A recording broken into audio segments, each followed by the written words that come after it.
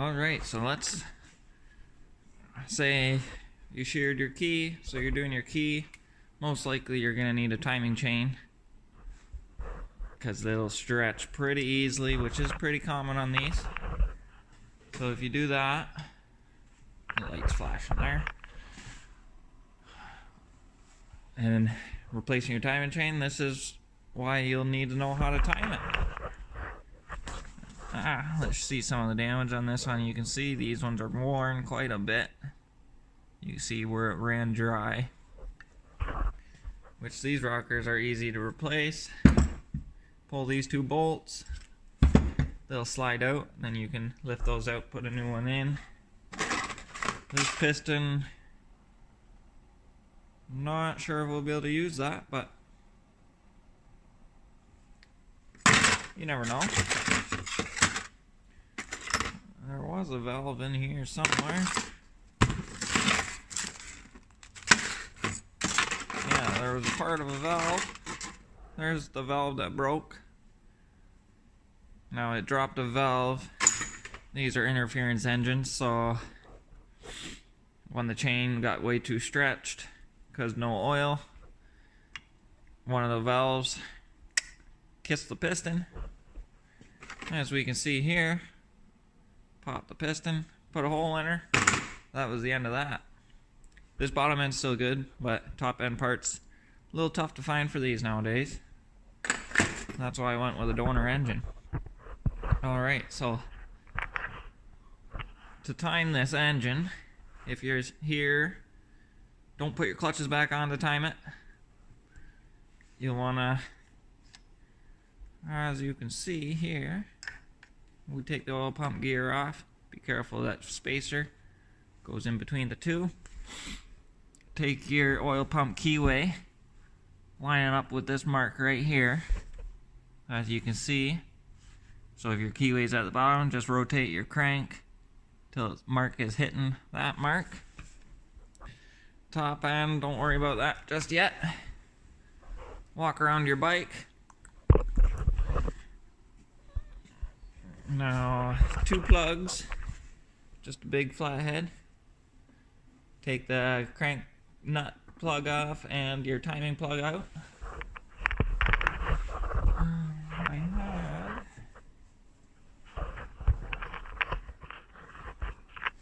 I don't know where my big ratchet went. We don't need it, I don't think, but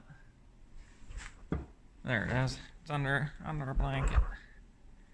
So for your crank nut, 19 mil,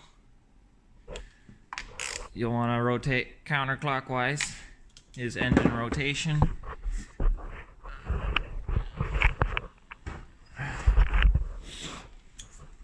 And then right in there, you can see there's a T. You can see we're kind of far off. So if you just rotate all around. Now, you can get yourself close by that keyway coming up. You'll know you're at top dead where you want to be. So you'll pass a mark. You'll pass another mark. That's the second tick. And then go to the head of the T there. You gotta go just a touch further. Right there, we're a bit far. Always turn your engine forward, but I'm not too worried about this one. So if you're right there, line the head of your T up with the mark on the case.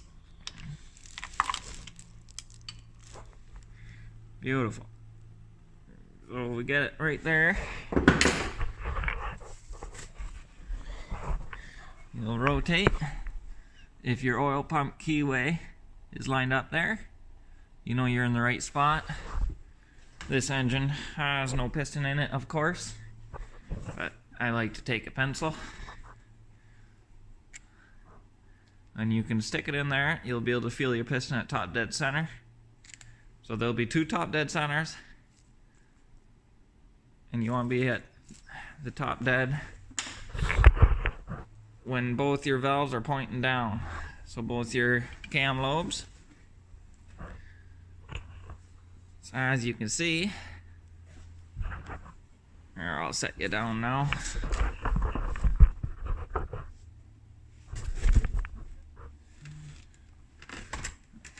Put a new battery in this light for you guys.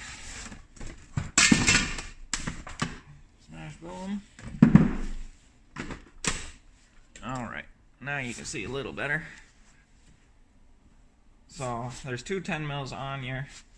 Make sure your chain adjuster is out. Make sure both your valves are pointing down. And then if you need, so both our valves are pointing down, so you know your valve train's in the right position. As you can see, we're quite a bit out of time.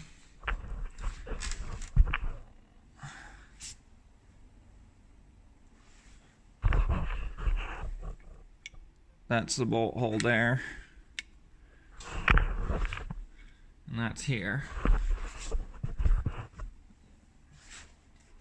So if you're out of time and you had a bolt in, that's alright. You just rotate the engine until you can get the bolts in and kind of in the right spot. So now, in order to move the position of the chain, have both those nuts out, you can just take it off a little bit and just rotate a couple links at a time. Just caterpillar it across until you're in the right spot. You need to go one more link.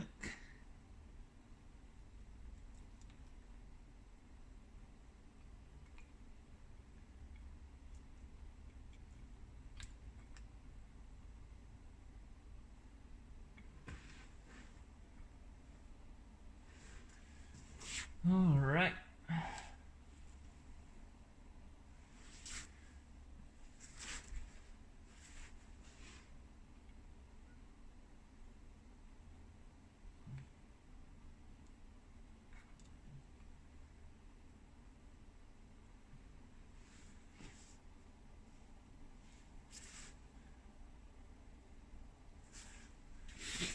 When you get it, there'll be that line there. You'll be pretty horizontal.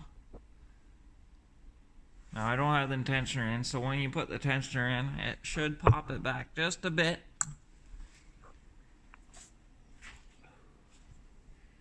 And then make sure your marks are still lined up. So there's our keyway mark. Check the mark on your other side. Once you get it there, put in your 110 mil here. This chain is stretched, so it won't be exact.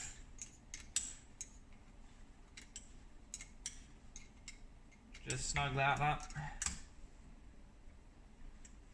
Hold the back side of your cam, because it is held by your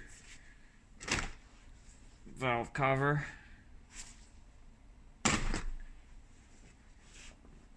So now we can pop in our chain tensioner.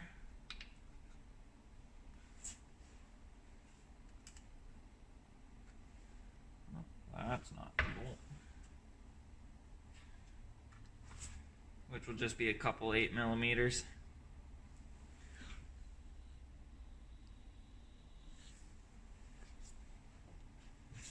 tighten your base down.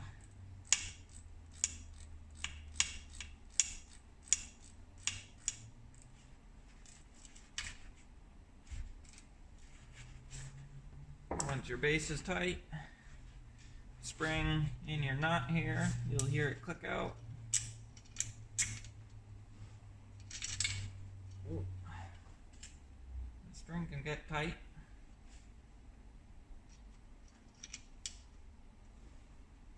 Thread that on. This is a 12mm.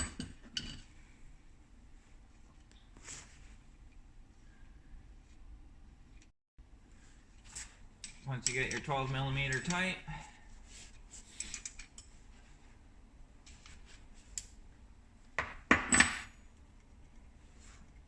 as you can see, this chain is quite shot.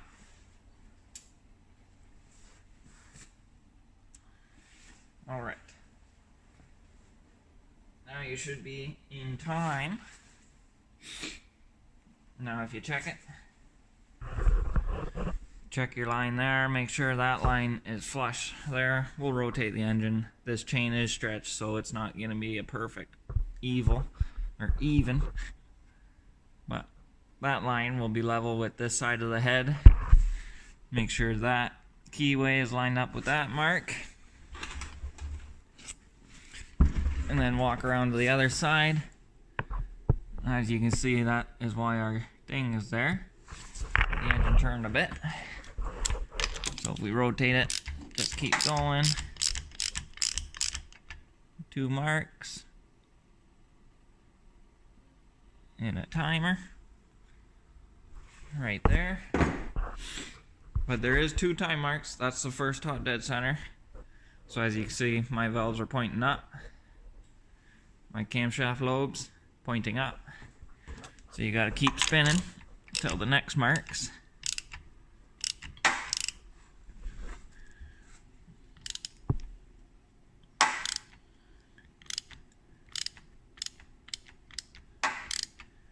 They like to sneak up on you, right there. 1 mark, 2 marks, time. So both our valves pointing down, camshaft lobes, sorry.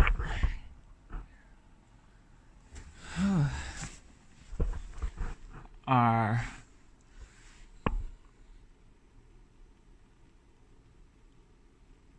keyway for the oil pump pointing at that mark in the casing. And then, as you can see, that is perfect. And then that line is level with the head. This chain's stretched, so it's just a smidge that way, but as you can see, that's pretty good. Tank tensioner is tight. So say you were a tooth off right now, you'll have to pop your tensioner out. Just take the 12mm bolt back out so your chain is loose. Take this 10mm out, and then you can slide that down and just walk it over a gear. Slide it, walk it over a tooth, put it back on, and then spin your engine once, do a rotation. If it's good that way, you'll be set. So now to put your other cam bolt in, you don't need to worry about fishing it down there. Just rotate your engine here till you can get to the other one, and then just pop that one in.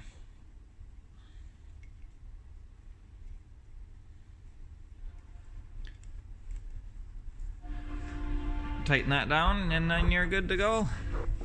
Rotate it by hand a few times, make sure your timing is good, make sure you got no valve interference, and then make sure all your marks line up after a full rotation.